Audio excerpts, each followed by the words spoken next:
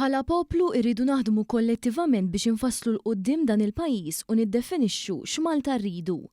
Dan kien il-messaġġ tal-Prim Ministru mexxej tal-Partit Laburista Roberta Bela waqt attività politika l-ħadd filgħodu fiċ-Ċentru Laburista tal-Imsida hekk kif semma pataflun ta' investimenti li qed iseħħu fl-aħħar ġimgħat. Fil-fatt ħabbar li l-ġimgħa d-dieħla l-Gvern se jkun qed jissiġilla l-ftehim kollettiv li se jagħti żied ġodda lil ħaddiema kollha tas-settur pubbliku. Se nkunu qegħdin niffirmaw il-ftehim kollettiv dak li jissejjaħ il-kbir taċ-ċivil. Tafu kemm se jibbenefikaw minnu ħaddiema 33,000 ħaddiem li se jkunu qegħdin jibbenefikaw minn żidiet ġodda fil-kundizzjonijiet tax-xogħol tagħhom. Għax nemnu fil-ħaddiema ta' dan il-pajjiż, nemnu fil-familji ta' dan il-pajjiż. U meta inti temmen tibqa' tinvesti ħalli tibqa' issaħħaħ il-ħaddiema u s-suq tax-xogħol ġewwa pajjiżna. Dr. Bela fakkar kif din il-ġimgħa ġiet inawgurata l-Iskola Primarja tal-Imsida deskritt bħala investiment massiġġ fl-edukazzjoni. Il-Prim Ministru sostna li dan il-proġett għandu jservi ta' linji gwida għal diversi raġunijiet, fosthom l-iżvilupp f'pajjiżna, l-isport u anke l-valuri ambjentali. Il-Prim Ministru ħabbar ukoll li 11 tomna ta' Spencer Gardens se jiġu trasformati f'pool moon aħdar fil-Marsa u qed issir reviżjoni tal-pjan lokali għal ħabb marittimu bilan li dan is-settur ikun b'saħħtu jibqa' miex il-quddiem.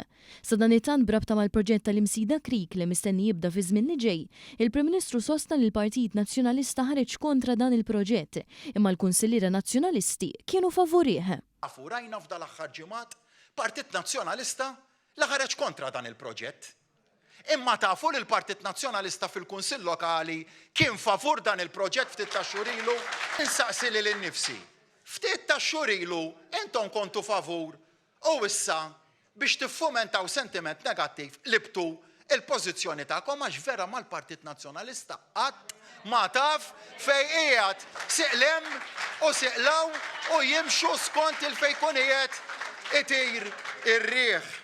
Dwar il-budget 2025 il-Prim Ministru spjega kif il-Partit Laburista fil-Gvern qed jadotta politika tal-inċentiv u refera għal bosta miżuri fosthom il-140 miljun euro li sibqgħu fil-bwiet tan-nies riżultat ta' tax cuts, iż-żieda fil-Children's Allowance u żieda fil-pensjonijiet. Il-Prim Ministru temm messaġġ li mal-Partit Laburista kulħadd jaf fejn qiegħed.